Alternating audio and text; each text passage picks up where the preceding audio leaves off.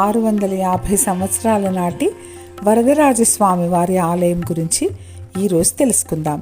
తెలంగాణలో కంచి వరదరాజస్వామి గుడి ఉందని, కంచిలో జరిగే పూజలన్నీ ఇక్కడ కూడా జరుపుతారనే విషయం మనలో చాలామందికి తెలియదనే చెప్పాలి. ఆ గుడి వెలిసిన కథ ఎంతో ఆసక్తికరంగా ఉంటుంది. గూడ పెరుమాళ్ పంతులు వరదరాజస్వామి వారి పరమభక్తుడు.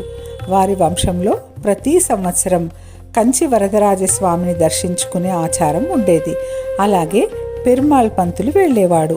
అయితే తను ఒక్కడే కంచికి వెళ్ళి స్వామివారిని దర్శించుకుంటున్నానని, అక్కడి నుండి స్వామివారి విగ్రహం తెచ్చి తన ఊరిలో ప్రతిష్ఠిస్తే అందరూ దర్శించుకుంటారనే సదుద్దేశంతో కంచిలో భూనీలా సమేత వరదరాజస్వామి వారి విగ్రహాలు తయారు చేయించి బండిలో తన ఊరికి తీసుకువెళుతూ ఉండగా, ఇప్పుడు ఆలయం ఉన్న ప్రదేశంలో బండి ఒక్కసారిగా ఆగిపోయింది. ఎంత ప్రయత్నించినా కదలలేదు. అప్పటికే చీకటి పడడంతో ఆ రాత్రి అక్కడే నిద్రకు ఉపక్రమించారు. ఆనాటి రాత్రి పెరుమాళ్ పంతులకు కలలో స్వామివారు దర్శనమిచ్చి తాను అక్కడే ఉంటానని, తనకు అక్కడ ఆలయం నిర్మించమని చెప్పారట. ఉదయం నిద్ర లేచి గ్రామస్తులకు ఈ విషయం తెలిపి అప్పటి జాగీర్దారుకు గుడి నిర్మాణానికి భూమి అడిగితే జాగీర్దారుకు భూమి ఇవ్వడం ఇష్టం లేక ఒక షరతు విధించాడట.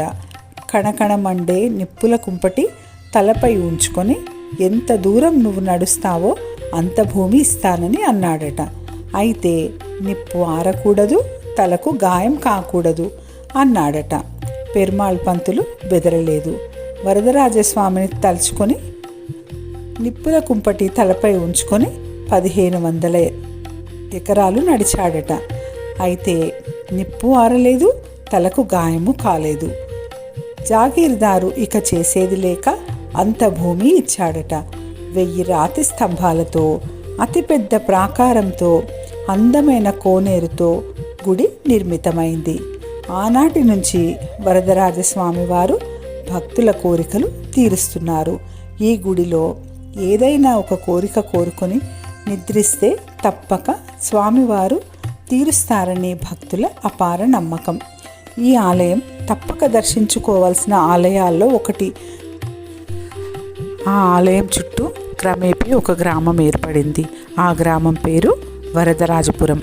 ఈ ఊరు జగదేవపురం మండలం మాజీ ముఖ్యమంత్రి కేసీఆర్ గారి ఫామ్ హౌస్కి అతి సమీపంలో ఉంటుంది. తప్పక దర్శించుకోగలరు.